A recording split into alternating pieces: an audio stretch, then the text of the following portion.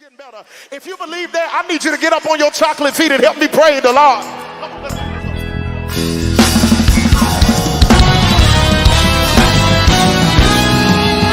Everybody.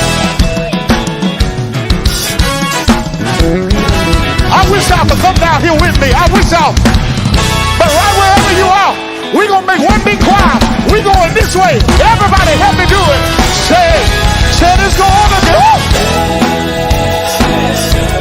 For you. Tell somebody it's time to get better. Oh, for you. Said I'm trying him and I know that he will. He'll make it all right for you. Yeah, you gotta hold on. Oh, my Lord, for you. I need y'all to receive that tonight. Tell somebody, said it's gonna get better for you. Whatever it is that you're going through, can't give up yet, can't throw in the towel. God gonna make a way somehow. He's not dismayed, whatever the tide. He's gonna wipe the tears, wipe them from your eyes, and it's gonna go. Hallelujah. All you gotta do is hold on. All right, I want y'all to look at him. Look at him and tell him why you know it.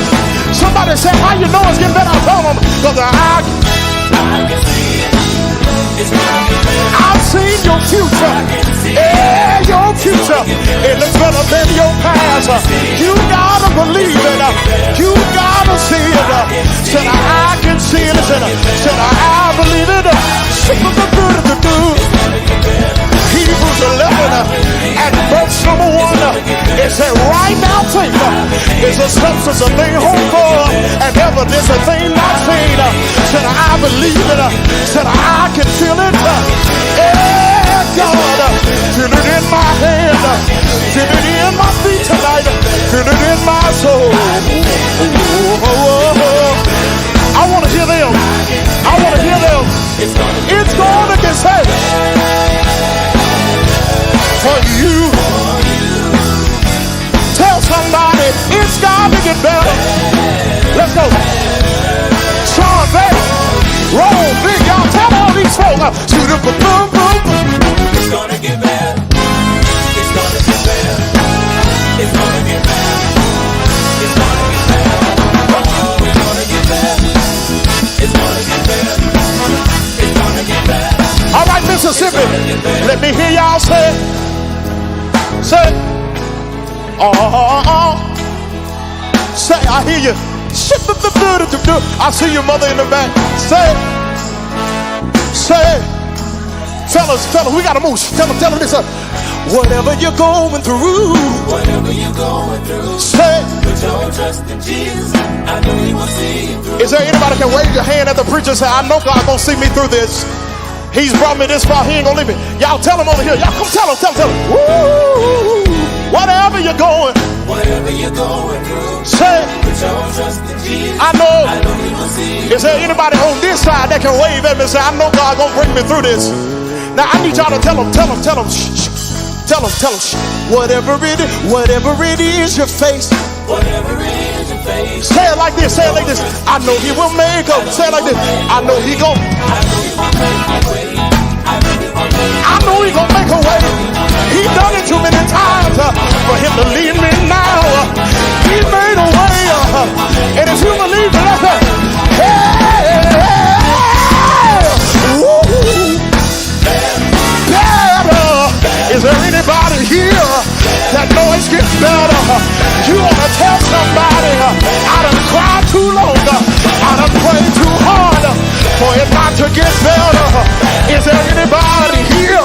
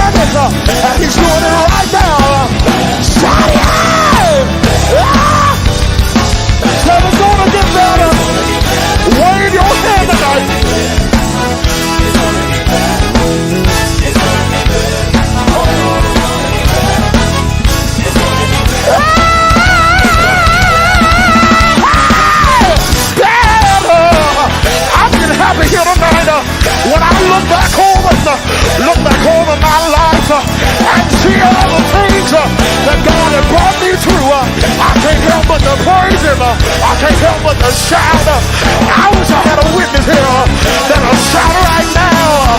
Shout yes!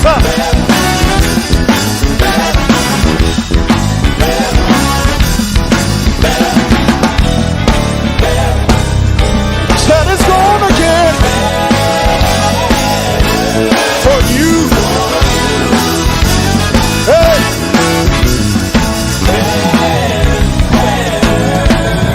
For you.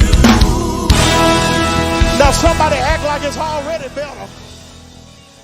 I said somebody act like it's already better. Hey everybody, it is your girl, Boss Lady. Man, today has been a long day, but guess what? I had to make sure that we got in on today to talk to our guests. I'm excited. I haven't been on. Seems like it's been a while since I kind of been on, but it's okay though because we got a good show for you today, and I'm really excited because I think this is one of the up and coming groups that we can honestly say that Quartet going to be okay, if you get what I'm saying. So before we go into all of that, I got a couple of announcements. If you are in the Humboldt, Tennessee area this weekend, this Saturday, I believe it's August 5th at 6 p.m., I will be in Humboldt, Tennessee with bass band Mike Hurdle. I should have showed the commercial, but y'all know. It's on my page. And I'm excited to be the MC. I'm going to be honest with you guys. It's really not easy for real MCing people that you really don't know for real. So I have to do my homework. I got to know a little bit about them. But it's going to be okay. It's going to be okay because we're going to have a really good time in the Lord. Hey, my audio, it ain't sweet. Again, I forgot about that. Thank you, TT Cheryl. Hold on, let me see if I can plug this up right quick. I forgot about, I don't know what's going on with my audio on my phone and my laptop, but I have a new laptop that's coming in this weekend. So we're going to thank the Lord for that because I just had to break down and get another laptop. So hopefully this is working. I microphone, so hopefully that's working. TT Cheryl, let me know how it sounded because I forgot the last time I interviewed Ronica, and when I went back and listened, it was a lot of popping. So I don't know why it's a lot of popping, but anyway, we're gonna get it done. So maybe I can do a lot less talking. And hey everybody, I can do a lot less talking and just let our guests talk. So I hope he's ready. And I'm so excited because I really hadn't really been in communication with him. Y'all do me a favor. That's much better. Thank you. Next time I won't have my other microphone, but this was the closest one. You guys that's in the comments, do me a favor. One, can you guys please share this live? And two, when our guests come up, I know you guys gonna know him because his name is in the comment. And, you know, at the top, y'all already know. But anyway, ask questions that you always wanted to ask. Tell how much you enjoy your music, all that type of great stuff, man. This is the time that we get the chance to sit and talk to the artists, get to know them better besides them being on stage. This is what I love about the Quartet Corner is that we get a chance to know our artists for who they are because it's quartet groups all across the country. And not only are we going to talk to Pastor Skylar Patterson, predestined, we got a spotlight. We got a quartet spotlight tonight from I'm gonna let you guys know because I want to say his name wrong. I just always call him Preacher Man, but we're gonna get all to that. Hey Val, if you want to come up, let me Skylar, I know you can hear me. Skylar, can you send a link to Val while I'm talking? God bless you. If Bell is available, because I love Bell, and I'm going to get on him about his baby because that baby, I think he'd be sick of y'all. But we're going to talk about all of that because I love that baby, and I haven't even held him. I'm like, oh, I just love that baby. But anyway, we're going to get, so it got started again. TT Cheryl, this is ridiculous. But we're going to get through this. Okay? We're going to get through this. So Skylar Patterson, when you're ready, give me a thumbs up. because I'm doing too much talking, and they say thank you, and they say my sound ain't sweet, but I'm trying my best to get it together, y'all. Some things is out of my hands, but like I said, next week I got a whole new computer coming in, and I don't know why. You know, baby Dewey, you see what I'm saying? You see what I'm saying? Let this be his first interview, Belle. Bring that baby on this line.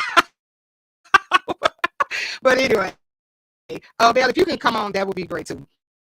All right, so I'm going to listen, you guys. I want you all to share this live, and I want you guys to bring your ear to your screen, and let's talk to Mr.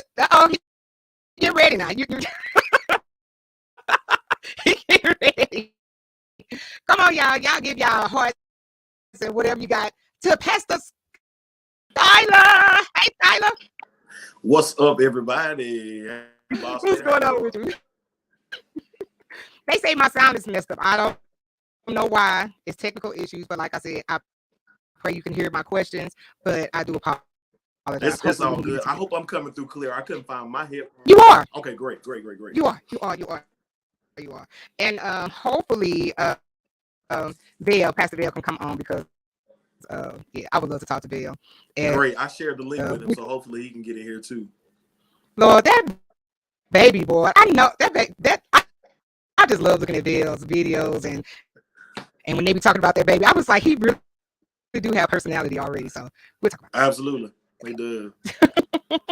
and Shayla, see, they talking about me. They talking I got my microphone from TV.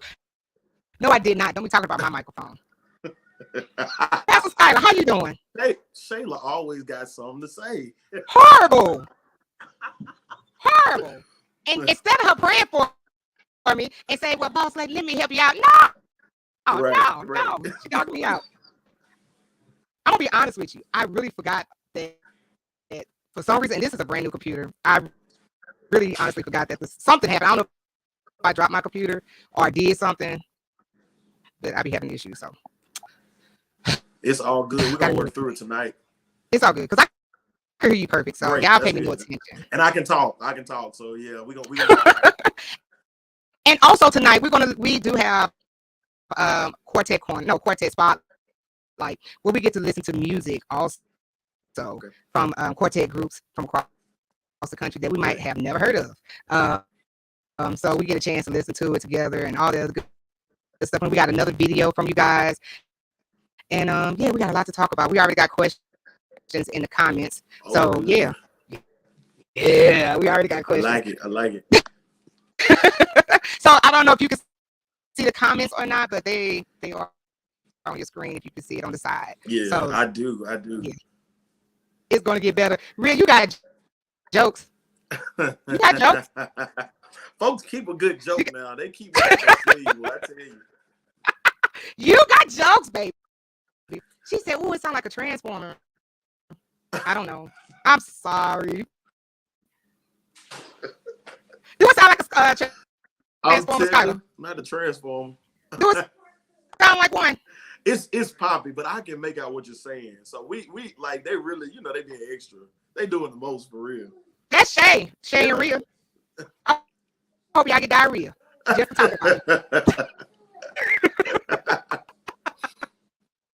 But I love it. I just love that everybody logs in and we have so much fun, and people are comfortable with coming on this platform and we get to know you guys. So let's start off because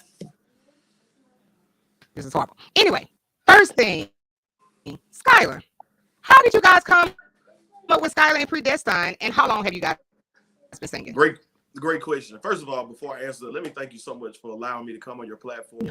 I've definitely been looking forward to it. And so I'm glad we were able to get on tonight and share this time with you and your followers. So I appreciate that. To answer the question, it was not my idea. Predestined kind of was, but to be called Pastor Skylar and Predestined was not my idea. That was the fellas. They really wanted that to be the staple of our group. And so against my better judgment, I went along with them. And so that's how we got our name. But to be honest with you, all of us sung in previous groups. We've all been singing for years.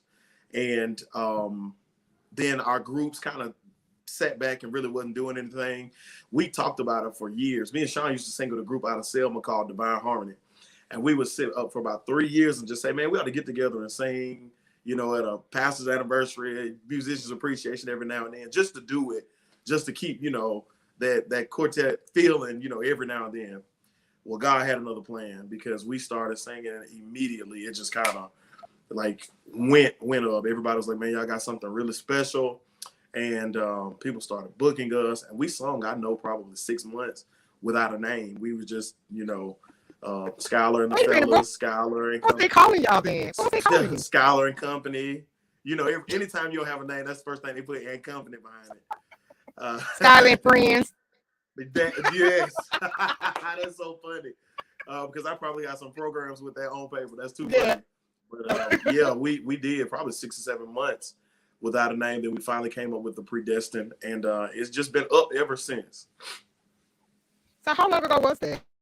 How many years ago was that? This year, November makes 10 years. 10 years. And the reason why we remember that so vividly is because Sean Nix, he was a former musician at a church, and their musicians appreciation was always November 5th. Well, which is always the first Saturday in November. Well, our anniversary is always the first Sunday in November. So we would always do his musicians appreciation, then do our anniversaries, because I think their anniversary was the first program we ever did. Yeah, and so 10 years this year. Is this year 10 or is this year 9? 2014. No, this is year 9. I'm rushing it along. Yeah. But it seems like we've been out here a long time because all of us have, like I said, especially here in Alabama, I used to MC all the programs. I was the MC before I became the lead singer, preaching and doing all that. And the other guys, their groups that they were singing, they were well known in our area. But when we got together, it just seems like we've been out for a long time because we weren't singing a year and we were doing, you know, Roy and the Rails, Annie. We were doing the Echo Airs. We were doing, you know, some of the bigger shows like very early on in our influence and people being, you know, knowing who we were started out really early. Dale said he started the group. They'll just be talking. Don't listen to. Don't let Lion Preacher. He sound like Sean. I swear he's the founder. But I will say this: Sean was more like the liaison because I didn't really know Vale like that. I just was familiar with him from people think we're brothers now, and they swear, and we are. But back then, I really didn't know him. I knew Sean more. Me and Sean have known each other probably 15, 16 years. And so, you know, that's kind of how Sean pretty much was kind of like that middleman to bring us all together. But he be lying too. He ain't starting that. Okay.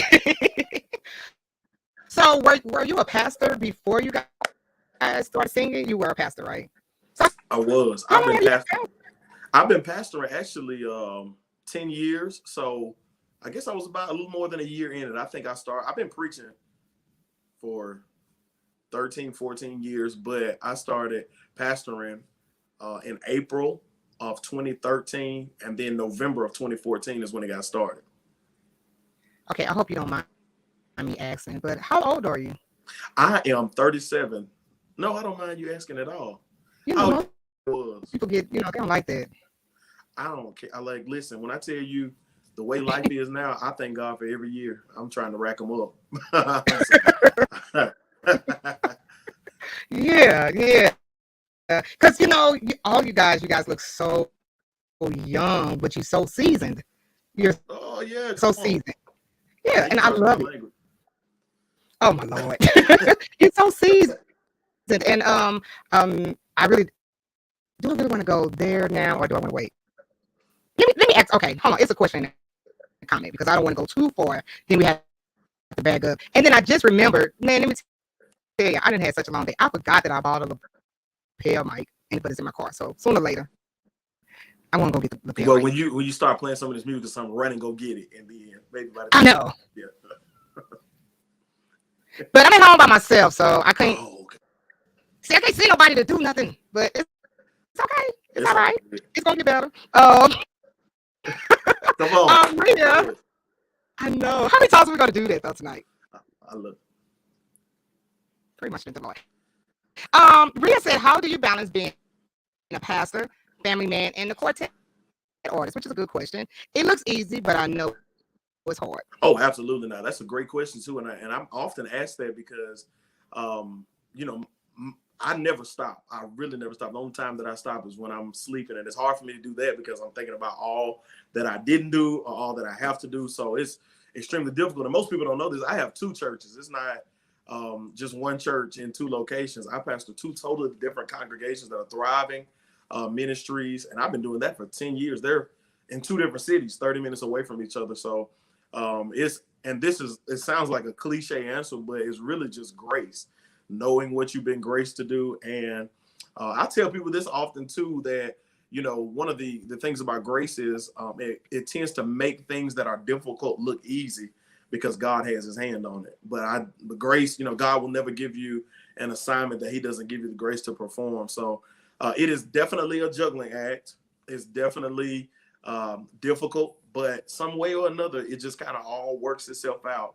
And the older I get, the more I realize how much I have to not do as much here or devote more attention here, you know, different things of that nature. You kind of grow up as you're doing it, but it is definitely a task, but for some kind of way, I keep getting it done.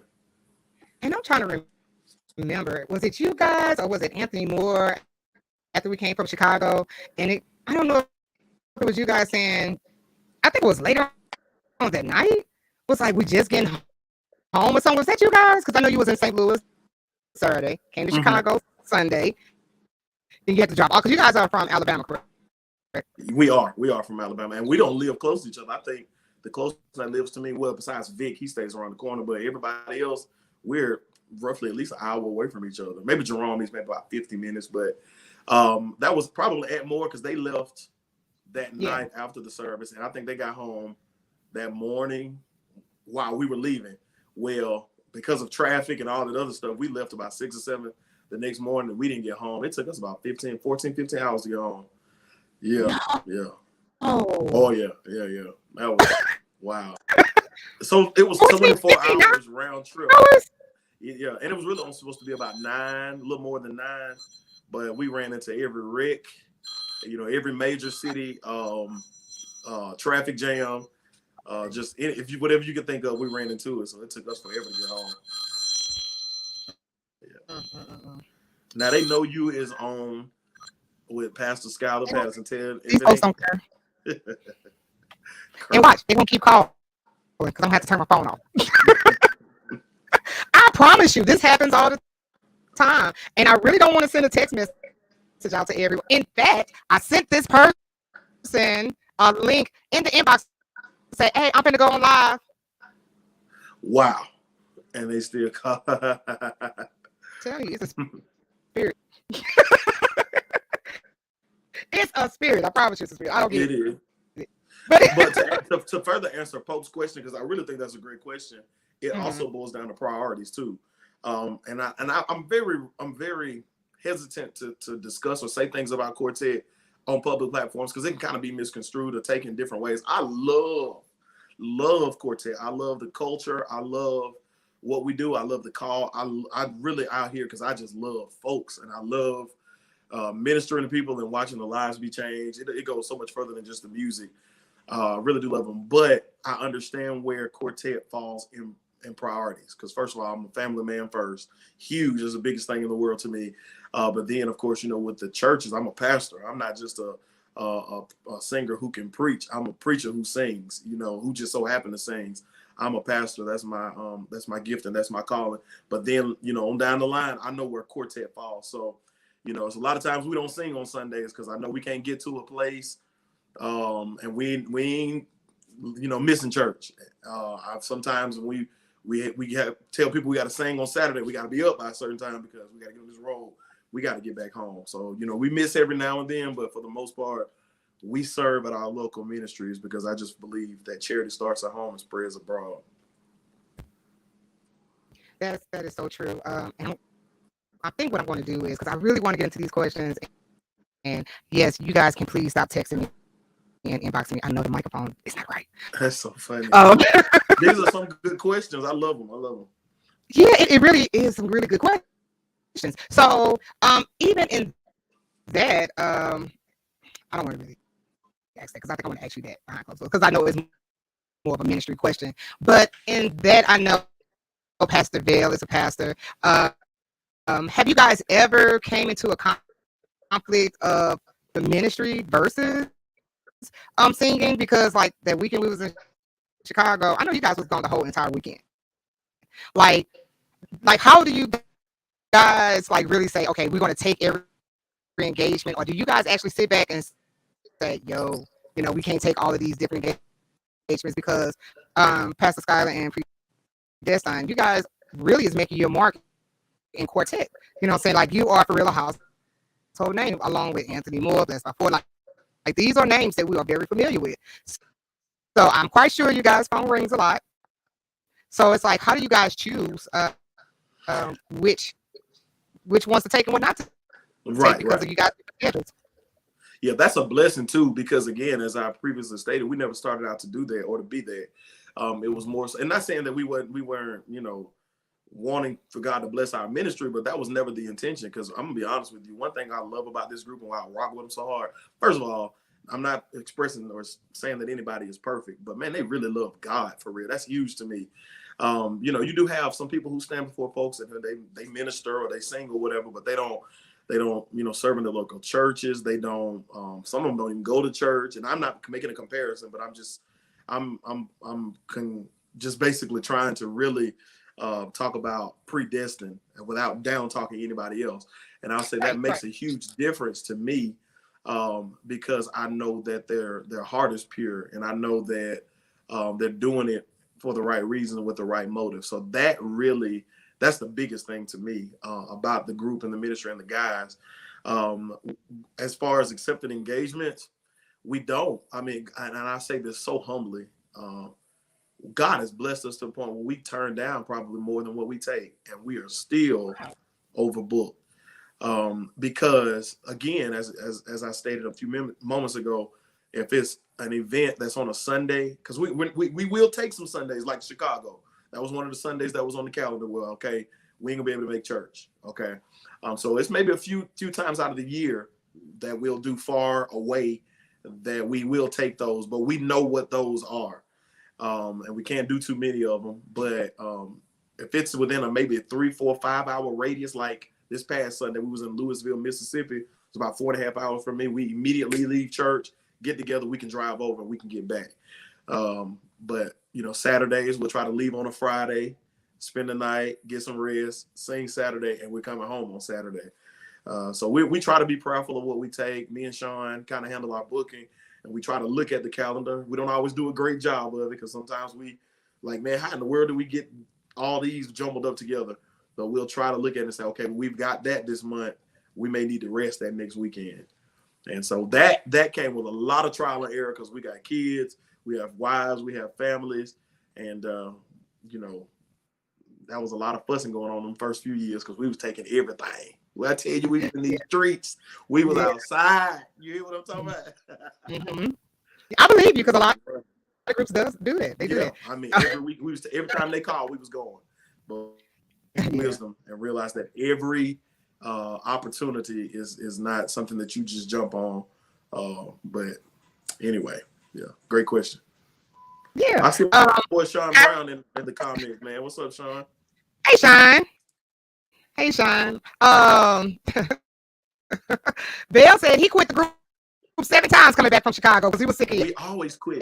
We quit every week. Everybody quit at least twice a week. At least. Because we really are brothers. Like, I laugh at us sometimes because we fuss. Oh my God, we fuss so much. Like, one time I was so over there, just pull the van over and let's just go out here in this Kmart parking lot and box real quick. And then whatever happened, we'll get back in here and finish the rest of the trip home. Like, we really, because all of us are like really dominant personalities and crazy anyway. So like, we'll quit. Be like, all right, this is the last one. Of course, ain't nobody going nowhere.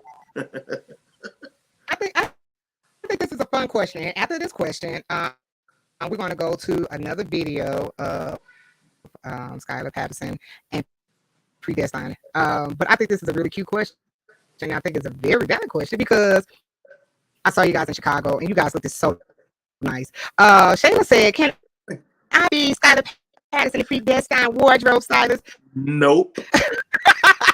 With the capital P, yeah, I did nope. So who gets you guys uniforms? Too short and too small. She always talking about us, talking about our clothes be too tight. I told you, she always got something to say.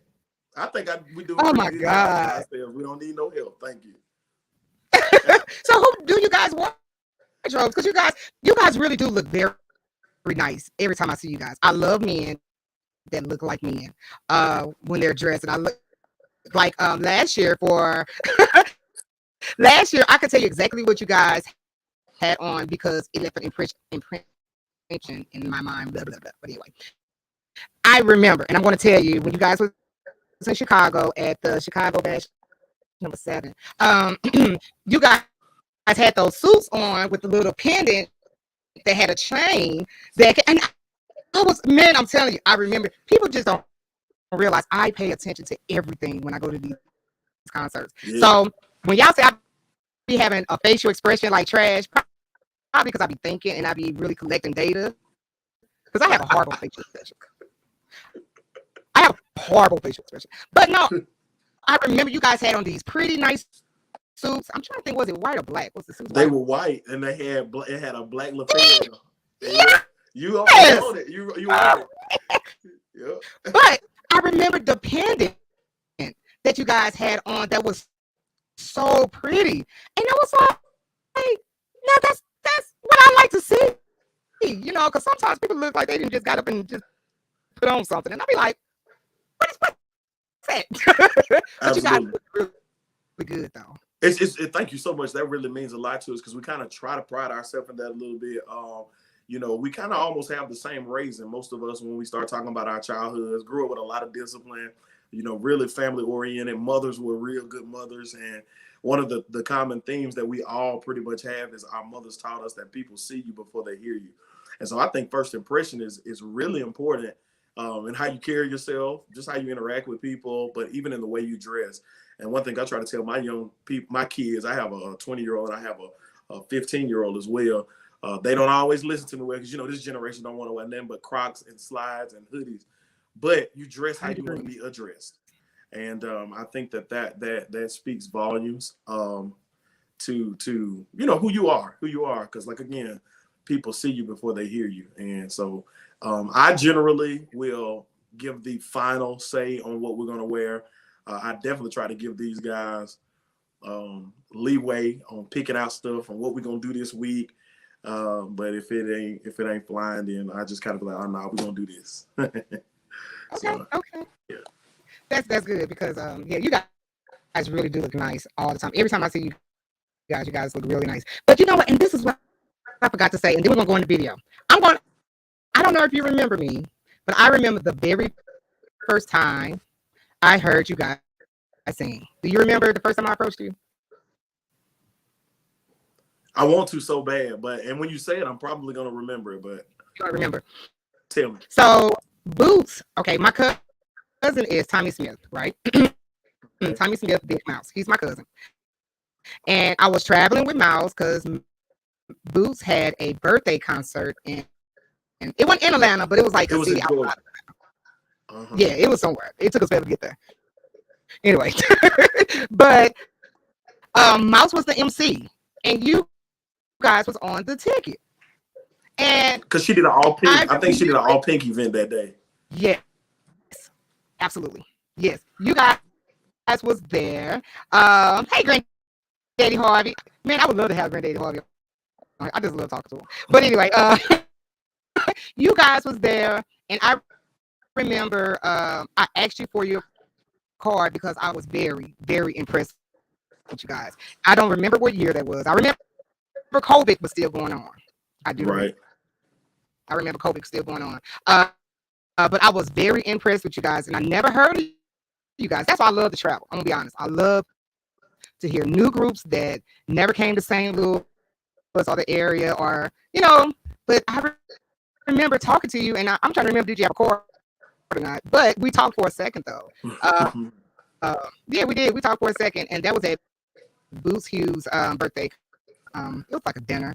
Yeah, that was actually, she had reached out to us, and I remember booking. We remember booking that, but I didn't know Boot really at that point. That was our first time going and singing for her, and that's how we got introduced to her at that event as well. Oh wow! And I remember talking to you that day. I actually thought it was after that, but now that you said that, I remember being introduced to you way back then. That 2019 maybe, but was it? I might look different. I was a lot heavier then. That was before the weight loss. So, well, I mean, great. That's awesome. Yeah. Well, you know what? I did see you post that. Congratulations. That's so awesome because that takes such another level of discipline and just even mentally to be able to do that. So that's awesome. And I saw you play a little basketball now. Baby, listen. You talking to a hooper now. I need you to understand that. I was checking you out. Skylar. Wait a minute. Man, next time you come to St. Louis, I'm going to have to get my crew together. And we're going to have to go to Dave & Buster's, I promise you. Say we're going to have to go to Dave & Buster's. Yes. Man, I kill him in basketball. Never failed. I was checking out the form. I was like, okay. Sir. Look like she know a little something. Let me tell you something. I played my friend Deborah Casimir. We played basketball together in 7th grade. Like, my daddy taught us fundamentals that I don't care if you are out of shape. You could be 300 pounds overweight. And if you know your fundamentals, you could still hit a jump shot. You might not run up and down that court, but you can hit a jump shot. Yep. So I think my daddy on here. Daddy, thank you so much. Okay. So we'll talk about that later. So this is what we're gonna do. Hey, sophomore Shine Brown on here. Sophomore. Look at all the quartet heads on here. Oh yeah. Little brother Bobby on here. Huh? I said sophomore. They're my guys. That's my guy. We're gonna pray for sophomore. Hey, Elder Barnes. He's from St. Louis. Another quartet head. Listen, okay. This conversation is really, really good, and I don't want to hold you all night. But we're gonna look at another video from Pastor Skylar, and that'll give me a chance to hurry up and grab my lapel mic, and I pray this works. So, Skylar, if you got to get up and do something, you got a couple of minutes. I'm going to pull you down. All right. And I'm going to hurry up and run to my car. I got a pretty big house, so I'm going to have to run for real. So, all right. All right, I'm pulling Skylar down. And y'all listen, I know my microphone is jacked up. You ain't got to keep telling me. I know. Anyway, and I forgot I ordered the microphone, but it's in my car. But anyway, we got a video that's about to come up from Pastor Skylar and Predestined. Man, I'm telling you, this is a good group, and we're going to talk about Chicago. I really want to talk about how they incorporate like praise and worship and prophetic. I love it. Like, I pay attention to a lot of stuff, and there's some questions I've been wanting to ask. So we're going to talk about all of that. Then after that, we're going to do Quartet Spotlight. All right. So I'm going to come down and we're going to watch this video. Okay. Here we go. Now I'm going to sing this little song and I want y'all to help me put your hand together while I'm singing. Come on.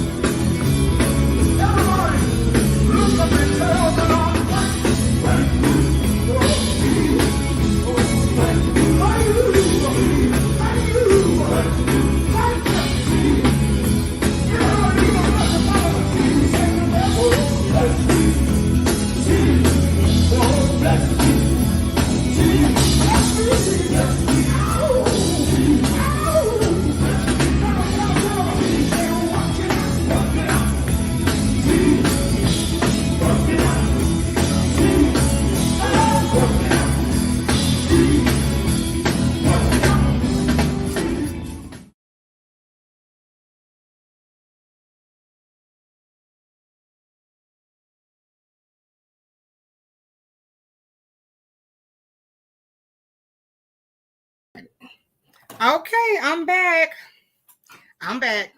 But it's not what I thought. I forgot. It is not what I thought, but it's gonna be okay because that is my lapel for my iPhone.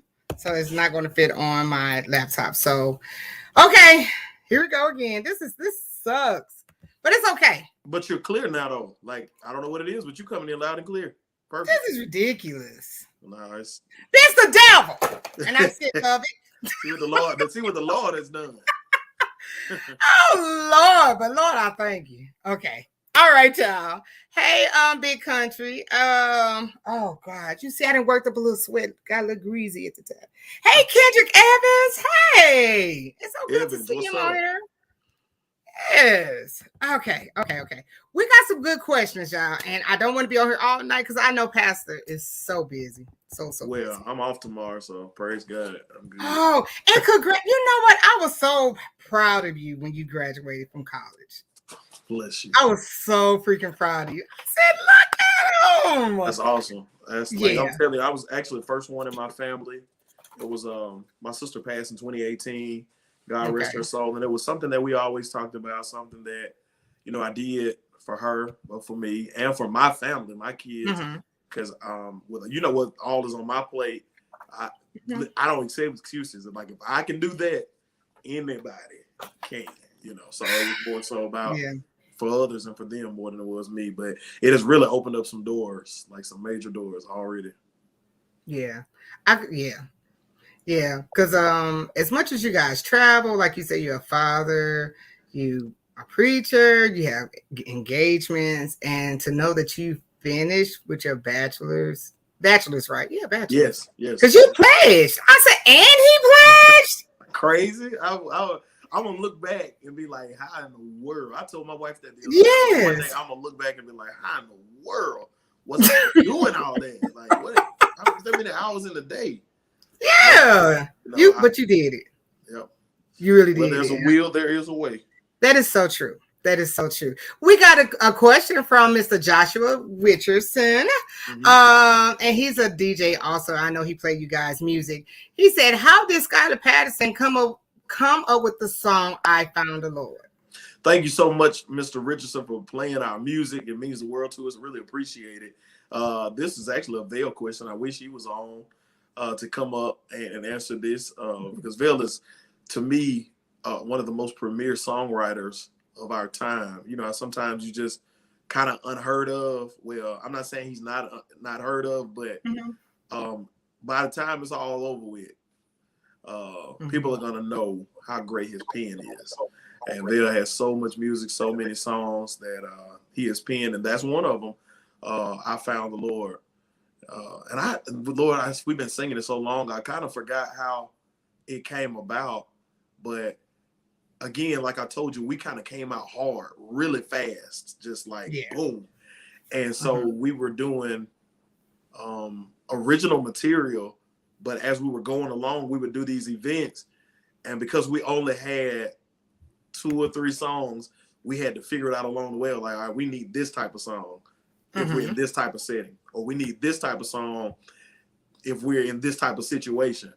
And so I think one day we were, he had came up with this, I Found the Lord, old school church, ain't trying to be cute, fancy, none of that, and hand clapping, foot stomping type number. And ever since then, that's one of the fan favorites. We don't get to sing it as much, but that's one of my favorite ones too. Okay. And this goes along with that same question. Rhea from out of Chicago. She wants to know what is your favorite predestined song, and which one actually ministered to you when you really need it? Hey, sophomore said he wanted that song, but Vail gave it to him. He ain't telling no story either. I remember that. We always fussing about those songs. Yeah. But hey, Tiffany Brown Jones, that's my buddy. Rhea, repeat the question for me again. Oh, she wants to know what is your favorite predestined song and which one ministers to you? I don't listen to us. If we ain't singing, I don't listen to Can't say I'm like hearing myself saying I don't like none of that, You don't. to be honest with you, people ask me this, but I don't get tired of Better. I don't. That song does, man, it blesses so many people, and it's such an encouraging song. It's an anointed song. It's not just a good sounding song, and I think that what it does for me is the effect that I know it has on people. That becomes my favorite because I know how encouraging it is to others and how it's received. So I would say Better. Of course, I found the Lord because I'm just country, and I like that old country singing and hand clapping, foot stomping. Yeah, trying to think, is there another? I was trying to have a top 3, but other than those two, like I said, I don't listen to it. You serious? You know what? I honestly thought it was weird. So Sean Brown is my cousin, and I used OC. Yeah, Sean is my cousin, and I used to travel with them a lot at one point in time, and I never knew like Sean would tell you, he do not like to listen to himself sing. He don't like watching videos or anything, and I was like, why? Maybe I don't get it. What's up, OC? What's up? Hey, I OC. think what it is for me, and this is no excuse at all. Like, I talk about Tim, I talk about Dodie, I talk about some of these guys who has like super vocal stamina that can just sing hard and sing high and sing all the time. But for me, a lot of times when I'm out or we're singing, I've sung and preached so hard and so much that I want to give it my very best, but I just don't have it because I'm vocally tired. I'm just doing the best that I can on a lot of events, and so I think for me, going back listening to him, I cringe a lot of times. Just like, I can't believe people like this, but What? Yeah, but because I just always feel like I could have done so much better. But I know I'm doing it to the glory of God, so that's really what resonates with people. Anyway, and that's what it's all about. So, but yeah, I'm like Sean. I don't listen. While you was playing them videos, I was like, why? And them was some good videos. Let me tell you. And they say you're your own worst critic, though. They say that. So. But that's a good thing. That's a good thing. Let me tell you why. Maybe it's the basketball head in me because I played basketball from my childhood all the way up to college, right? Oh. And so of course, my dad was the type, like during the time I came up, we didn't have all the video phones and stuff like that. They had camcorders for real. We had to carry camcorders. All right, there I said it. But my dad, like after a game, my brother played football and baseball. I played basketball. And my dad would sit down after a game and he will pinpoint everything. That's great. Like we would watch the same tapes over. He was like, now there, right there, you supposed to went to the other post. You supposed to went back door. Like he would play it all in his head all over again.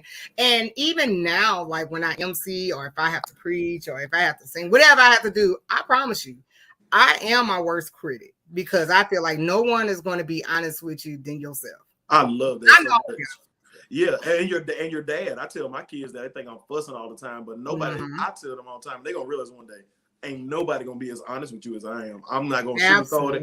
I'm gonna be the one that's gonna tell you the truth, because I want you to be better than me. I want you to be the best that you can be, and I think I have to start doing that with my kid. I got to start sitting down and being like, you should have did this. This is what you do. Yeah. Sometimes you find yourself fussing because you're supposed to know that, but I love that your dad did that. Sat down with you and showed you. And that made you a better player. It did. It did. Thank you. You wasn't trying to get it. It did. My mom and dad was very involved in us, with us as kids. So yeah. And I think even in my 40s, I still be like, man, I miss those days because Man, so glory. That's shocking to me that you wouldn't that's shocking that you don't want to hear yourself sing. Absolutely not. And y'all be dumping houses. That don't even make sense to me. But I guess to keep you humble. Oh well.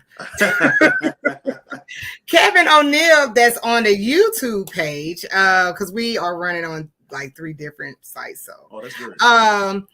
Kevin, he said, what's up, boss lady? Pastor Skylar Patterson. What's up, man? Gulfport, Mississippi was lit. Oh, let me see. I didn't see that comment because I'm kind of trying to keep up with it. But absolutely, like Gulfport was one of those vibes, and it was just a really good night. One thing about being a artist, sophomore, any of these guys will tell you, OC, any of these guys will say, I can tell you, you ain't gonna kill house every night. You know, some nights you're just gonna sell yourself. Some nights, because everybody don't always come to be shouted either. Some nights it may be your night. Some night it might not be your night. But we aspire to have like consistency. You know, just to be consistent. And then, but then some nights you have a really good night. Gulfport was a really good night. Gulfport was a good night. We had a good time. We had a time. And, but go ahead. But no, I was gonna say Chicago was really good. I didn't think so. Everybody else did, but I didn't think so. And that's crazy to me. That's crazy. Let me tell you why. Go ahead. I'm gonna tell you why it was really good. Because I sat on the stage on the side, and I'm gonna be honest with you. I hate looking at the video because I said my facial expressions are horrible. But I know why I look like that, because a lot of times what I'm thinking kind of shows up on my face.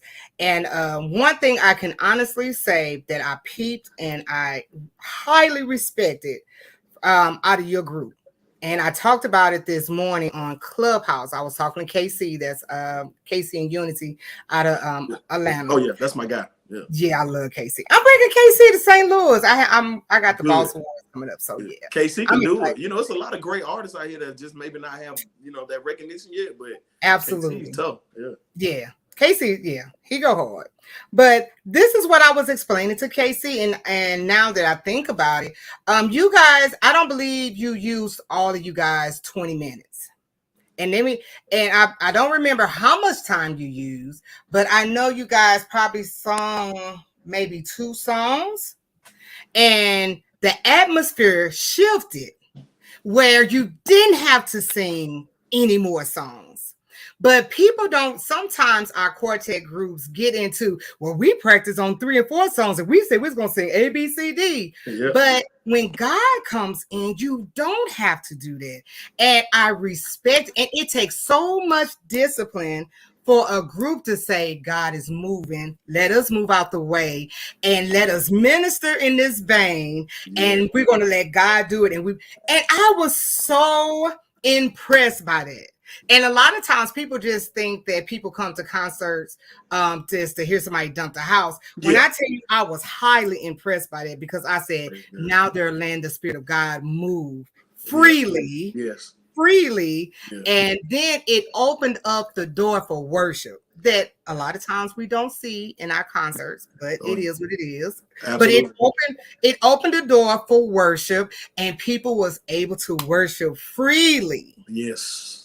Yes. And I said, I love it. Yeah. Like, I can sit back and be like, I like that. I like that. But yeah, you guys when you know what, when you've been at an event and everybody been singing and everybody been smacking this house, see, people think like, I want to be on that card. I want to sing on that. I want to do that. It's not always fun being one of the last groups. But you have to kind of like take it as it is. But it takes more than just having some good songs or good stage presence. Like you got to know how to handle that. Because I thought, looking at that card, we were gonna be 3rd or 4th. Maybe about my 3rd or 4th time going to Chicago. Chicago shows us a lot of love, but I didn't think they was gonna put me next to last. Me and Sharonda had words about that, but you gotta be able to do what you gotta do, and they were receiving us well, but there was a shift. There was definitely a shift. And it takes, let me tell you something. I wanted to testify. See? Let me tell you, I felt like driving that out. When it happens, you got to know when. You got to know when, you know what I'm saying? If I do that, I would have messed it up. Earlier on, a few years ago, when we first got out here on this road and did that, I probably would have tried to hurry up, shift to that song, and miss that moment. But I've learned. Everybody didn't come to get shouted. Everybody didn't come to get smacked around how some people really came because they need God to move in their lives. They need that moment. So, I appreciate you acknowledging that. That was great. Yeah, because I think a lot of times, and it's a learning lesson. Is a great learning lesson for a lot of groups that's coming in to realize that, man, sometimes it's just not all about you. You know what I'm saying? And we desire to have God to come in our concerts. And if God decides to come in, baby, let him come in. Yes. And it takes a lot of discipline. Okay. It really do. It takes a lot of discipline. Because like you say, man, you be want to run that house. You be like, I know this song will get it. Oh, yeah, absolutely. But if you would have went to another song it probably would have messed it up. I'm It just would gonna have. be honest. It would have. It absolutely would Yeah. have. And Mhm. because Chicago, Chicago like to drive too. They like that. They like to get it. They like to hump. And I know some people was like, "Oh, we got Jerome with us," because I think he was with me the last 2 times. So I know they was ready to see him hang off the ceiling and do his little holy dance and all that. But that opportunity didn't come. Yeah. But you got to say, do we follow and do what God wants us to Yeah. do, or do you do what you want to do? And I believe God really blessed because of our obedience in that moment. Yeah. Absolutely. My friend Absolutely. Keisha. I love you, Keisha. God bless you. So now you know, and I tell people, you never know who's sitting in the crowd. You never know who's paying attention. That's right. You really don't know, No. And sometimes people don't give their all because they don't think the crowd is what they think it should be. Like, oh, we just gonna sing these couple of songs, but you might have their deliverance in your mouth for that season, for that perfect time. And that's why you always got to give your best. I don't care if it is 5. You know what I'm saying? It's like, give your best, because that could be your next record deal. You know what I'm saying? That could be the one that got your miracle in their hand. Like, I just think, man, I don't know why I feel like preaching. No, but come on. I haven't, but I'm serious. Like, I just wish that a lot of groups would hold on to that and realize, I know you want to do this, but when you hear God and you feel God telling you to do something, just obey. Yes. That's all. You just gotta obey. That's a great point to make. And that's why I said also it matters. Like, not just what you do on the stage, but what you do off the stage. Are you reading your Bible? Do you have word? Do you have word in your ministry? Are you praying? Have you been in tune with God? Have you spent time with him before you got on stage? Oh, wow. So that when you get on stage, if there is a moment, or if there's a shift that needs to happen, you're able to see where you need to go there, Absolutely. Yeah. And so I think that's just a great point to make, because I'm gonna sing for 5 like I'm gonna sing for 5,000. That's just the way I was raised, and that's just what I believe. Because I've discovered that a lot of times the greatest moments, some of the times that God moves the most in a service, sometimes even at the end when most of the folk done left. It ain't crowded. The people that stayed, and they, you know what I'm saying? Like, that's why. Look, I'm taking off my watch. Like, okay, hold on. Like, now wait a minute. When people get out the way, then God can move in. Sometimes it's just too many. Yeah. It's the service is too weighty. It's too heavy. I've had people tell me, I came because I wanted y'all to dump this. I wanted to see who was gonna dump the house. I was here for the competition. People actually do come for that. But then there's another whole group of people that is in this church because they're like, I got issues. I got struggles. I need God to move in my life. I need to feel God, and so, yeah. That's just a great point. That's so true. I like what you just said. You said, I want to sing to the 5 like it's 5,000. And it just reminded me, he said that if you be faithful. Come on, see. Yes, sir. Over the little, he said, I'm going to make you ruler over many. And a lot of times people don't realize that is the key for more doors to be open. Man, I'm telling you, more doors will be open if we had the mindset of it's not all about the money all the time. Because to be honest, you guys driving 15 hours probably was nothing compared to probably what you got paid. Let's just be honest. Yeah, absolutely. And you guys did 2 shows. Let's be honest. Yeah. You got to do this because you love it. It definitely absolutely. Yeah, because it's not about the monetary gifts, which is good. We thank God for that because God will supply and God will provide. It's not about the fame, but man, just think about ministry that's on a whole nother level. And if our groups will have the mindset to realize that it really is about saving souls, and bringing it back to the foundation of the purpose of why we're doing this. Yes. Yeah, man, I love it. This is a much needed conversation in an area that me and Vale talk about it, because I think we kind of maybe downplay our influence in the industry some. You probably do. But I really believe God has elevated us, not so much just our group for the singing and the music, but I really believe God has placed us to where we can be some people that even young men and people can look up to. And not saying we're perfect or anything, but we're, like I said, husbands and fathers and home, take care of home first, and motives are for real. You know, again, like Yeah. you said, it ain't about no money. Because if you do anybody doing it for money, you you know, you got to do it because you love it. You got to do it. Because you better do it because you love it. Yeah. I do this because I feel called to it. I do. Yeah. And so I'm so glad you acknowledge that. That means a lot. Yeah, I think, man, I'm telling you, this is a great conversation. Because I know we was trying to get more to know about you, but we really are knowing you.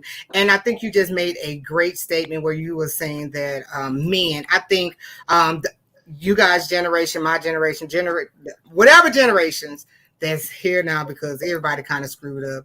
I think we do need to see strong Black men in church. Yeah.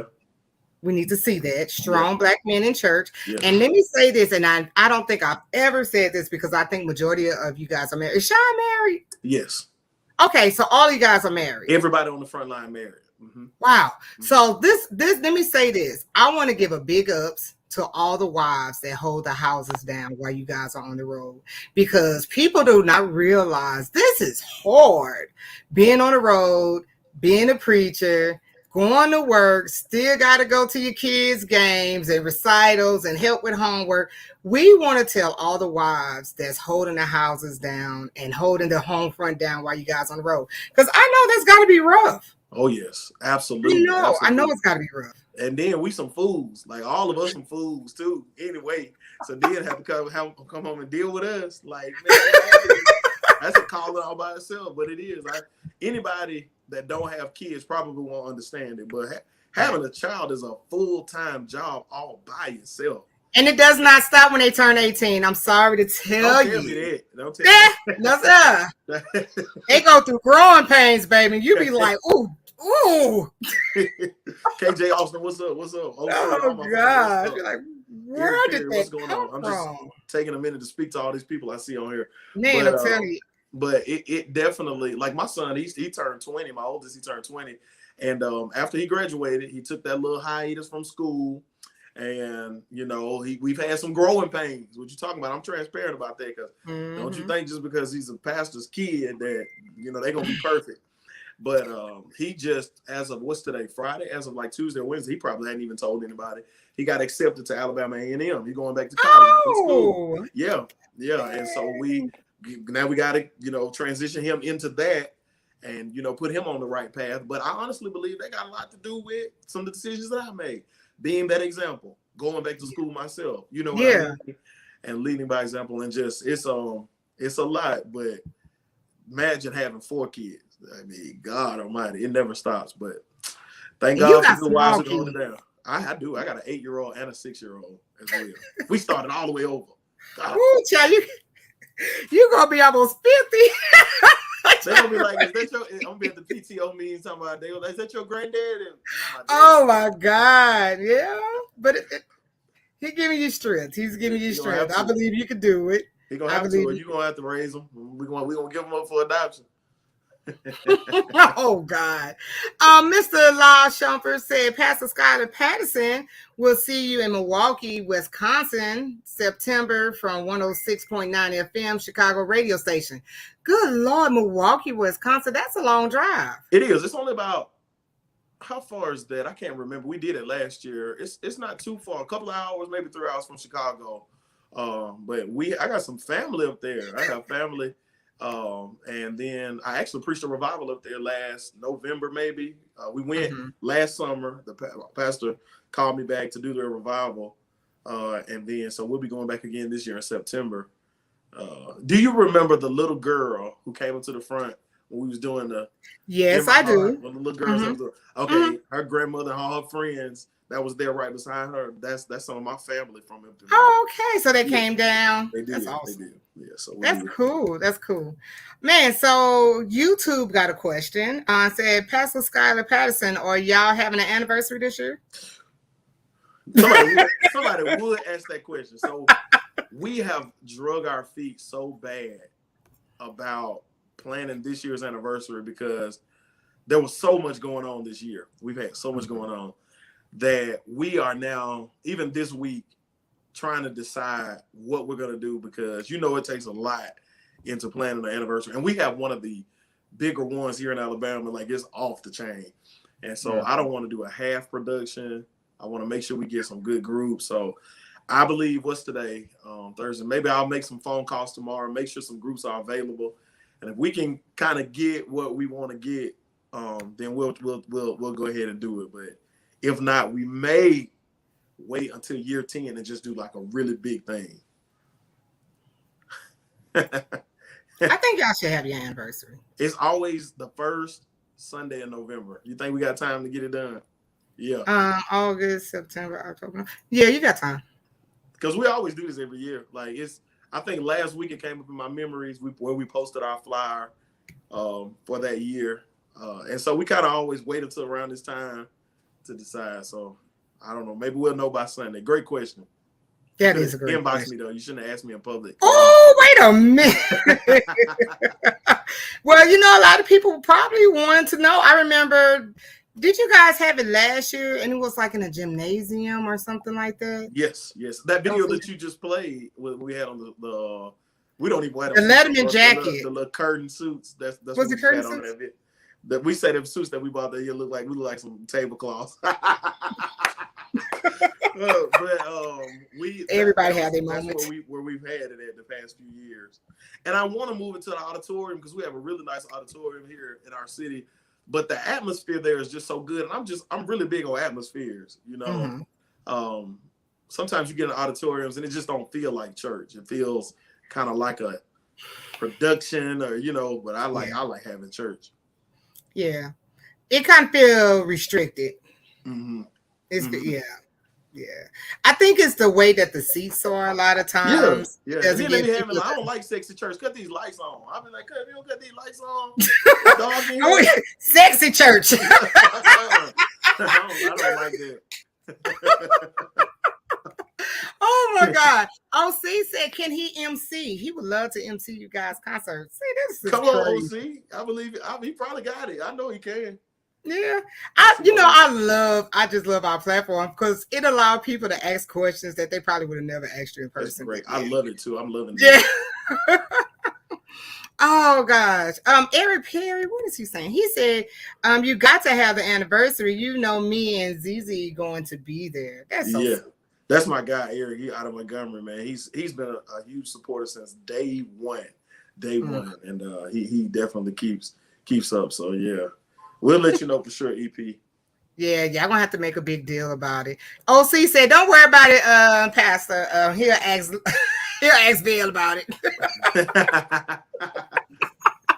Oh God, that is so funny. I ain't scared of neither one of them. Oh my gosh, man, I love you guys in this comment. It is so freaking funny. So, before we go into our quartet spotlight, and I explained that, what's up next for Pastor Skylar and Predestined? Y'all got another single coming out, EP. We are so overdue for some new music. I'm surprised y'all still booking us singing the same songs we've been saying.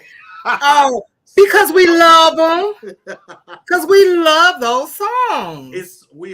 Our schedules are so hectic that it's so difficult for us to get studio and just do this. But we're gonna have to make time because we are, I'm gonna say 75% done with a whole new album. Oh, wow. And so we're looking to release.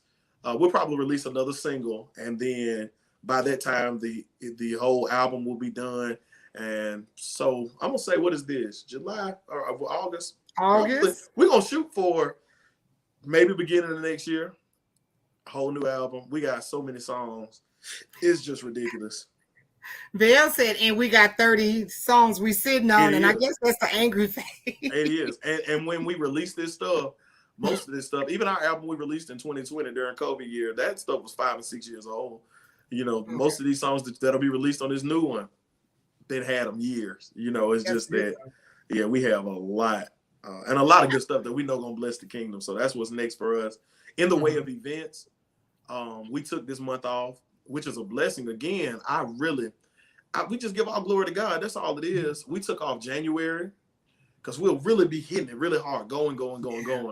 And then we took off January, and then we got back started February, March, all the way up until now. And we took the rest of this month off because I knew we would start back to school. A lot of us was transitioning in different things. And so And of course, me, being in my frat, we have a lot of events this month too. So yeah, we're gonna take this time to rest, kind of reset. Yeah, I think groups should do that. I think you should do that. Some people think, in Quartet you can easily kind of be forgotten about, kind of get people. But I think if you're going and you're going and you're going and you're going, it's a good idea to kind of reset, get yourself together, and then when you come back out, it's fresh again. Yeah, and I'm gonna be honest with you. I think pastors need to take time and chill out for a month. But a lot of these pastors, they so scared that if they chill out for a month, they gonna lose their church. Yeah. Because most pastors are like my church. I laugh with my church about churches about this, but at the same time, they're there for a reason. They want to hear their pastor. They want like it's good to have somebody that's coming every now and then. For the most part, they want to hear their pastor. But it is so good for pastors to get away and relax, because that's why you see a lot of them burn out really quickly. So I agree. Yeah.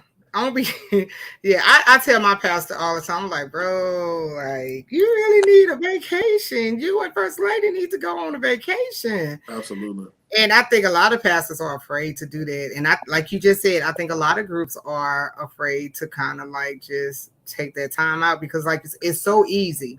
Yeah. To kind of be forgotten about, because just as you're on top now is somebody that's reaching for your heels tomorrow. I agree. They want your spot.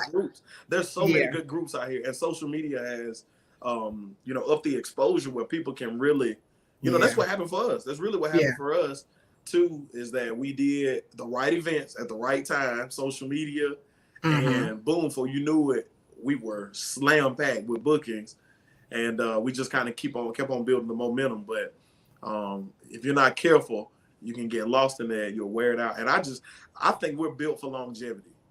I don't think we're just built for limelight. I think that our ministry is built for longevity, for the long haul.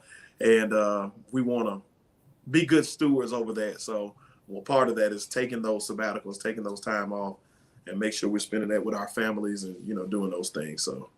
Yeah, and I'm trying to remember the scripture where it talks about that the young was built for the young were used for their strength or for war or something like that. The elders for their wisdom. For the wisdom.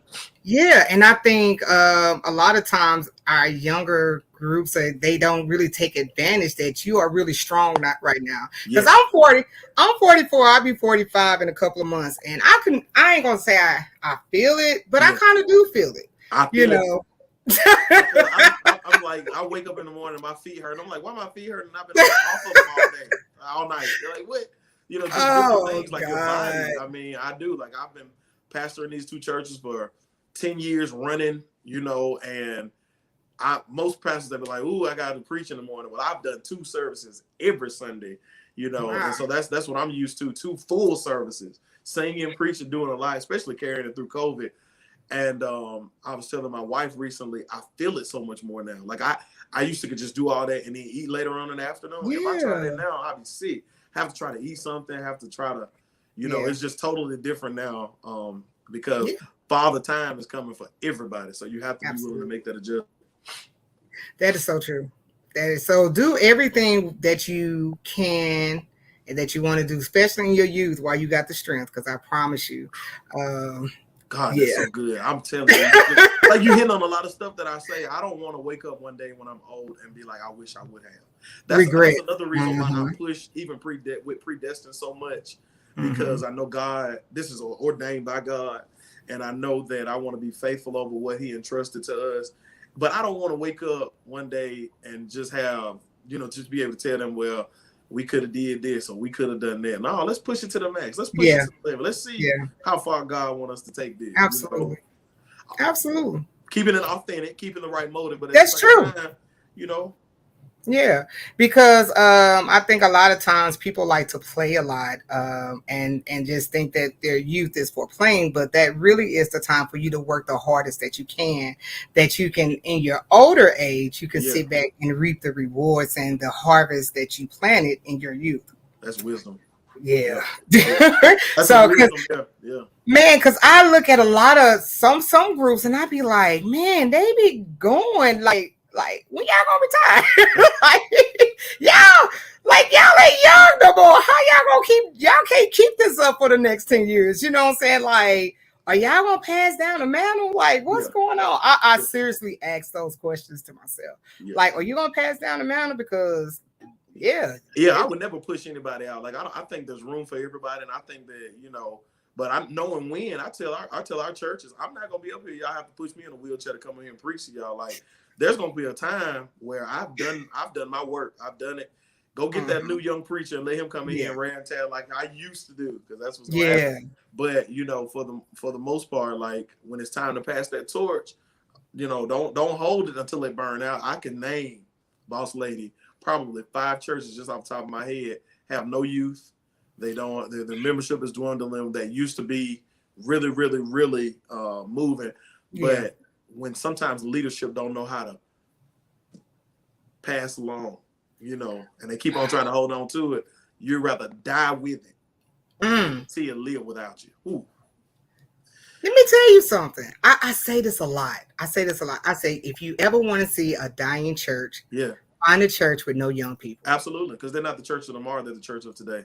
That's it. Absolutely. That's it. I agree. And I tell people all the time, you got young people, give them something to do. Make them feel wanted and needed. Give them some type of responsibility. No, they might not be perfect. They might be messing up. But sooner or later, they're going to pull it together. You know, let the conviction of God. You ain't got to beat them over the head and iron fist them to death. Like, God will get them. You know what I'm saying? It just kind of reminds, who was that in the Bible, in the book of Samuel? Who was that? And he raised him and he heard the Lord call him. And he was like, no, that wasn't me. That was Samuel. That was Samuel. Who was that in the Old Testament? Samuel. You said Samuel? In the middle of the night, he heard God call him, and he thought that was the prophet calling him. He was like, no, that's not me, but it was God actually calling him. Samuel. Okay. Yeah. That? It was Hannah's son, but I can't remember. Yeah. I'm having a whole brain for it. But anyway, I really believe that if we lead them, not push them, but lead them in a direction, I believe that our churches will be okay. But if the world is offering them, because we try to say, oh, it ain't nothing in the world, you a lie. It's a lot out there. It's a lot that our flesh want and be hungry for. And I just think that that's why I love young groups that's coming up, to let the younger people that's coming up, like, man, it's great examples. Absolutely. Yeah, great example. My brother, my friend Daryl J. Jones, who's been paramount to the ministry of Predestined, is on. He was talking about us playing overseas, but I want to give a shout out to Daryl J. Jones. He really has pushed us and is pushing us a lot, and has gotten us in a lot of places because of how diligently he's worked for us. So it's not just Predestined either. It's a lot of people that have God has sent our way to help, you know, push us along, because we understand that God has a plan and he'll anoint you and do all that, but it takes some work behind this too.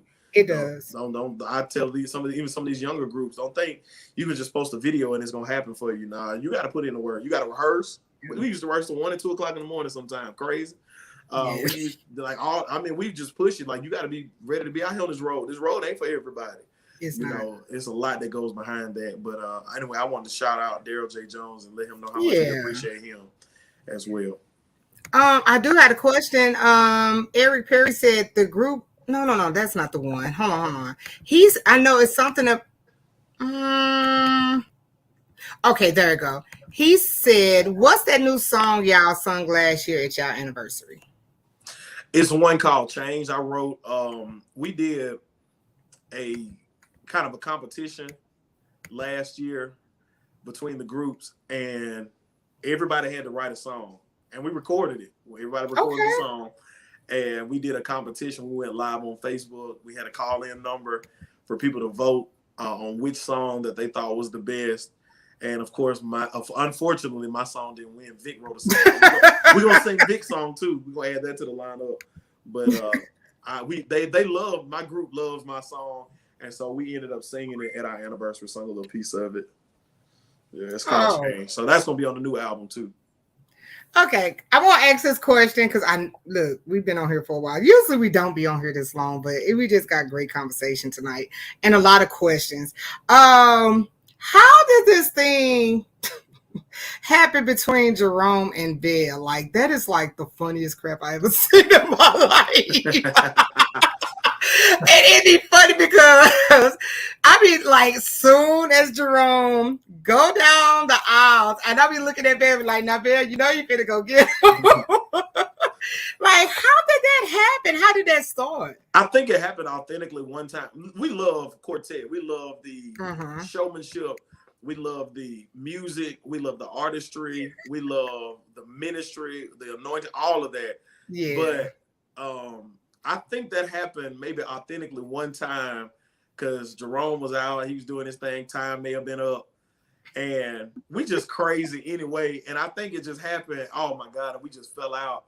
But people loved it so much that it became a thing where they was like, oh, my God, I can't wait to see Vel come out and get Jerome. And again, we're not just, you can't put us in a box. Some people think, oh, they just showing all that. But even in Chicago, like we've been shifting it.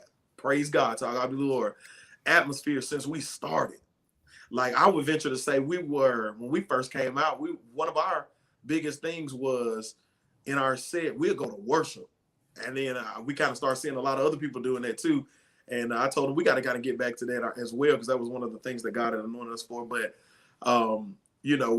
it's just one of those things that happened. And Belle went and grabbed him. People loved it.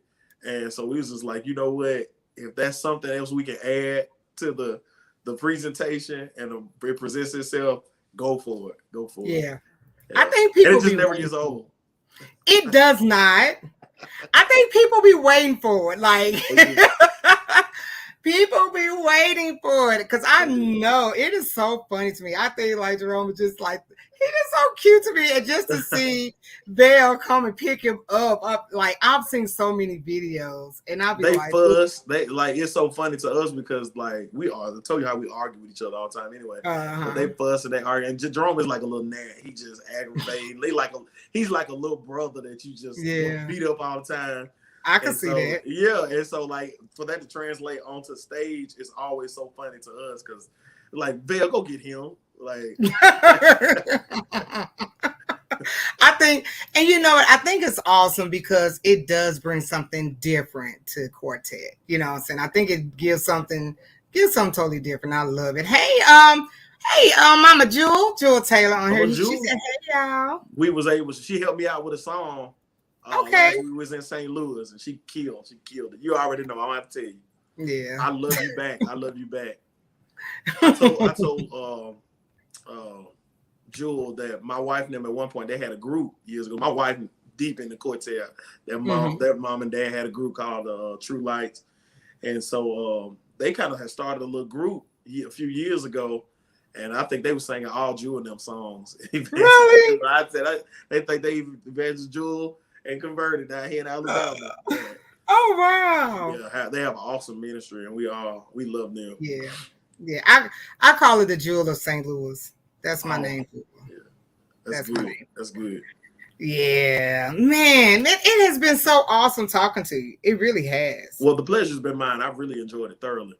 Yeah. Now, do you want to stay on as we listen to the Quartet Spotlight? Well, I'm going to who's on. Well, I don't want you to tell it too soon if you have to, but I am going. I got to get my kids ready. We have orientation tomorrow for our school. Oh yeah. Yeah. I don't know nothing about that. One day, my kids grown. One day I'll be able to say that. Not anytime soon. Kids out of here, me and my wife gonna be in these streets.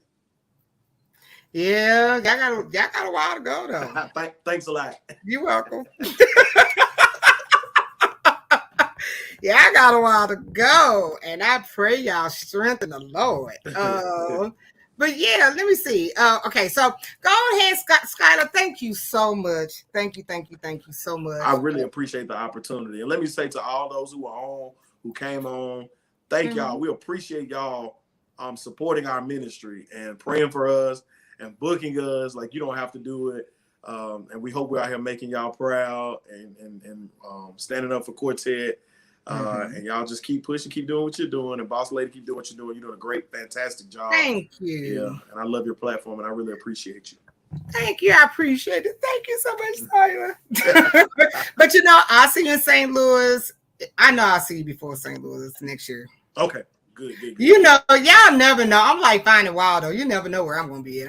I might be Chicago, South Carolina. You never know where I'm gonna be at. Well, if you don't have anything marked for the first Sunday in November, pencil it down, and we would love to see you at the anniversary. So you are having an anniversary? I didn't say that. I said you. Wait a minute. It sounded like it. I said no, pencil, just in case. It sounded like you said you was gonna have an anniversary. We'll see. We'll had an anniversary. I believe we can. I believe we can do it. But you're going to be one of the first ones to know if we do, because I'm going to need to come back on your platform and help me push it. Yeah. Because when I did the Chicago Bash, Quartet Bash platform, I really enjoyed that. That was good. Yeah. I really, really enjoyed it. Oh my goodness. Why is everybody okay? Y'all don't ask him no more questions because he got to go. YouTube said Pastor Skylar Patterson want to get y'all on my birthday bash concert December 5th this year. Now, I've been running this man contact information at the bottom. It's been running for the whole show. Kevin, if you don't write that number down and call Sean Nix. Hey, don't do my boy Kevin like that. Kevin, you know that man ain't finna book nothing right now, Kevin. Don't do that. Call him, Kevin. The number's at the bottom. Good Lord. But anyway, love you, Kevin. I just be harassing folks. Oh, my mom is on there. Hey, mama. They out fishing.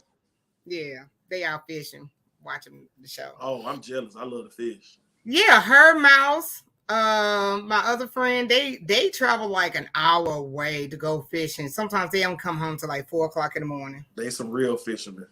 They crazy. I love it. Not me. I love fishing, but I'm not going night fishing. That's probably like the best fishing to me. It is, but I like to see what's crawling around my feet. I can't even argue with that though. I can't. They crazy. But I'm not doing it. So, and I had to get up and go to work in the morning. My mama retired, so she can do that. Must be nice. But Skylar, thank you so much. I appreciate you. So if you guys decide to do your anniversary, hit your girl up. We can make it happen. And we can't wait to hear from some new music from you guys next year. Bill, hey, thank you for logging on. I know he wasn't on, but he said he was on daddy duty. Right. So, God bless you. Thank you. I appreciate y'all. And we'll talk to you soon. All right. Thanks, Skylar. Man, wasn't that awesome, y'all? That was so awesome. I love stuff like that. Like, I really do love stuff like that. And sometimes I have to make sure that the preacher sometimes sit down because I be loving just genuine people, genuine conversation and stuff like that. So, y'all, don't you guys go nowhere. I have a song I want you guys to hear. And then I want you guys to tell me and tell the group. In fact, hold on, let me pull it up right quick. And you guys probably know this group. Let me see if I can pull it up right quick. Give me 1 second. There you go. And I'm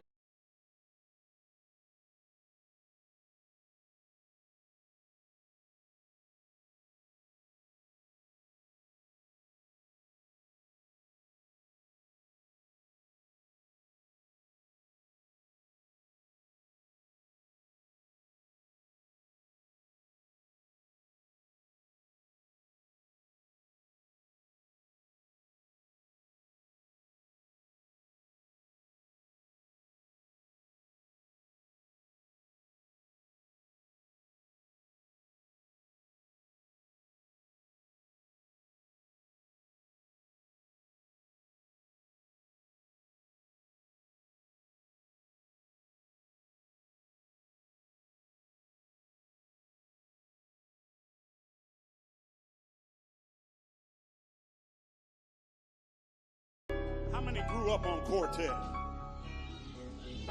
So if I say a few names, you would understand Willie Neal Johnson and the Keno. the Pilgrim Jubilee, my favorite group, the Fantastic Volunteers, Swanee Quintet, Tommy Ellison and the Five Singing Stars. Y'all know anything about this? They sing songs like this. It's one more day that the Lord has kept me. One more day that the Lord has blessed me. Thank you, Jesus, for keeping me. Lord, I thank you for one more day. One more day that the Lord has kept me.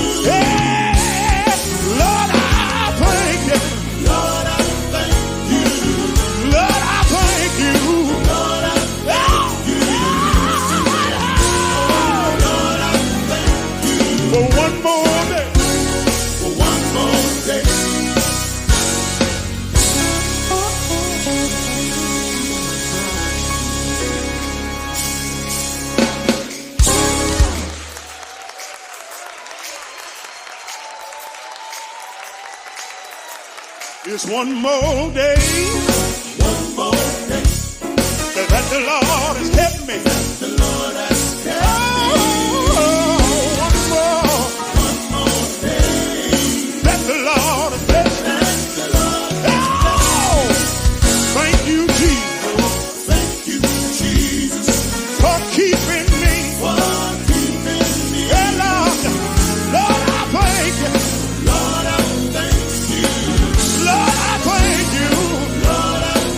One more time, Lord, I thank you.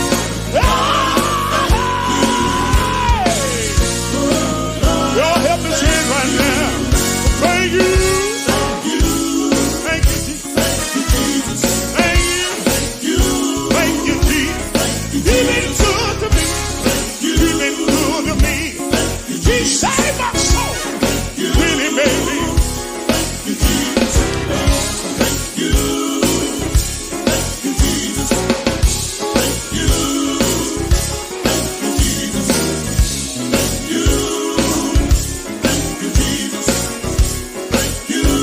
Say it now. Lord, I thank you. Lord, I thank you. Lord, I thank you. Lord, I thank you. I can't thank you enough. Lord, I thank you. Lord, I say it again. Lord, I thank you.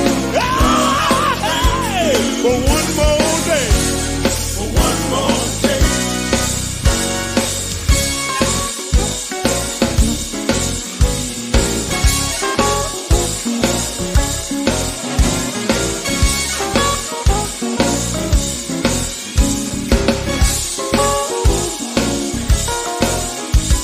Where my praisers at? Come on, get up on your feet and help us praise them in there.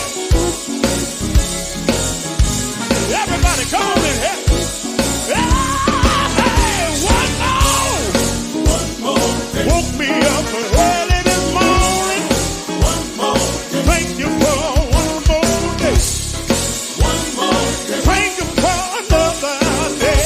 Hey, Lord, I thank you. Lord, I thank you. You've been so good.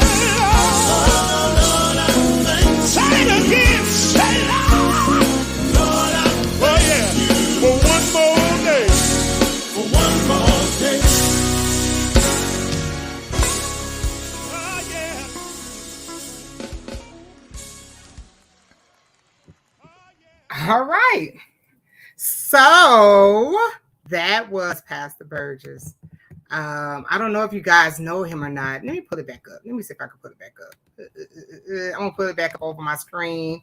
There's his booking information. Pastor Jesse Burgess, Preacher Man, 412-221-3608. I like that song. It gives me that great old school quartet drive. It gives me that good old school feel. I like it.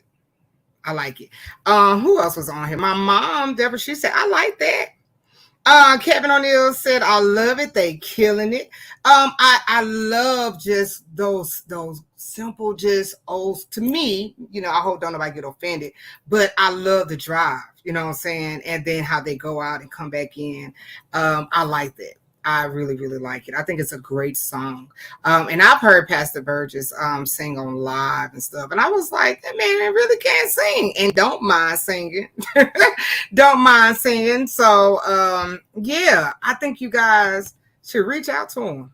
I really do. I really do believe you guys should reach out to him because it got an authentic quartet sound. That's what I like. It has an authentic sound that you really can put your hands on. And no matter if you're old school or new school, you can really kind of rock with it. And that's what I love about it. I love it. Getting jam it tonight on my live show, Boss Lady. Okay. All right. Thanks, Joshua. Yeah, Josh, play that. I like that. If you don't have it, yeah, inbox me. I'll send it to you. I'll email it to you. But yeah, I like that. I really, really do like that.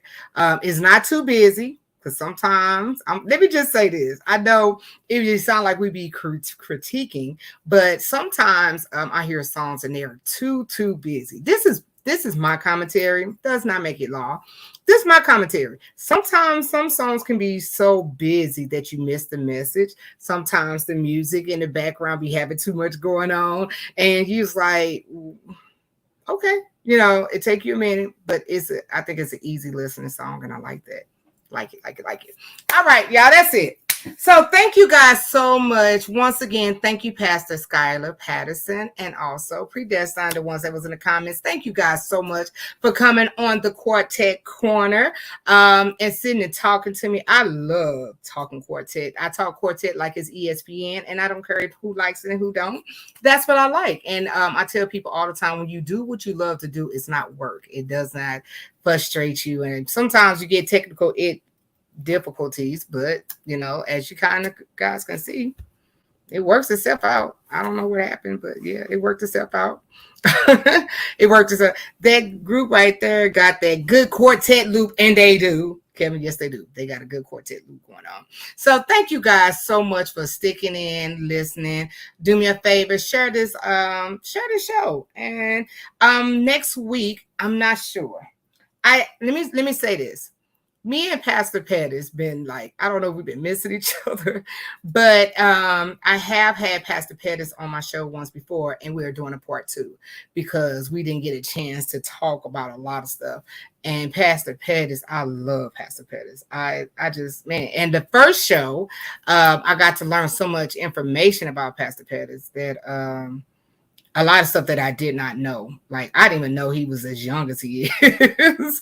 But yeah, all of that good stuff. So I'm going to see if we can get Pastor Pettis on for next week. And let me say this. I'm not going to try to do every week because I don't want to wear you guys out. But I'm going to try to do at least twice a month, once every other week. And get some good artists on here that you guys can talk to and ask questions. If you are a group or a group that you just haven't got that break yet and trying to figure out what's going on, and you want to get your music out, just like I played Pastor Burgess music, you can also get your music played on the Quartet Corner. And guess what? I don't charge anyone $1 or a cent to have their music played. All right. So don't think you have to. Now, if you want to bless Quartet Corner, hey, sure, bless Quartet Corner. Because it does cost, but it's all good. But if you do want to have your music played on Quartet Corner on the Spotlight, only thing I ask is that you send me either a video link. I'd rather have video link because I want people to see what you guys look like. If not, send me your MP4, MP3, or your WAV file with artwork, your CD cover, a group picture, something, please send it to me. Send it to Quartet Corner at gmail.com. In your subject line, please put spotlight. So if you know a group, or if you are a group and would like for us to sit here and to listen to your music and to get like serious concert goers feedback, hey, send it to me. Now, let me say this. I do not scan my inbox or my email to say, oh, I don't like that song, I'm not going to play that. Oh, something wrong. I don't do that. Now, what you send me is what I'm going to play, okay? What you send me is what I'm going to play. So if it ain't right, it ain't nobody's fault but yours.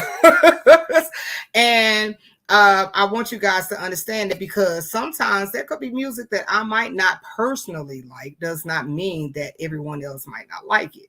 And then because I might not personally care for it, it could be someone that's in the comments that loves it, and you are what they're looking for. So it doesn't matter what it sounds like. Send it to me and I will play it. And yeah, and I put you on a flyer and everything. Let me tell you something. I love what I do because I want Quartet to keep striving. No matter what's going on behind closed doors, I love Quartet. I love the God that we serve. And I believe that this avenue and for ministry that God uses in his own special way. Right. Okay, that's it, y'all. I'm going to go because when I logged on, I had just got home. I really didn't get a chance to do anything. So once again, this weekend, I will be in Humboldt, which is like an hour away from Memphis. I'll be in Humboldt, Tennessee. So I'm thinking I'm going to drive down tomorrow and enjoy myself for a day. Then I'm going to go to the concert Saturday. So if you're in the area, and it's an open door concert, it's on my flyer, the commercials on my flyer. Hey, come on in and let's have Jesus, enjoy Jesus together. All right. I love you guys. God bless you. Hit Pastor Burgess up. Also, the number down there is for Sean Nix for a predestined if you want to bring them to your city. Okay. All right. I love you guys. God bless you. Thank you so much for tuning in to the Quartet Corner. And I will let you guys know when the next show will be on. God bless you. Bye-bye.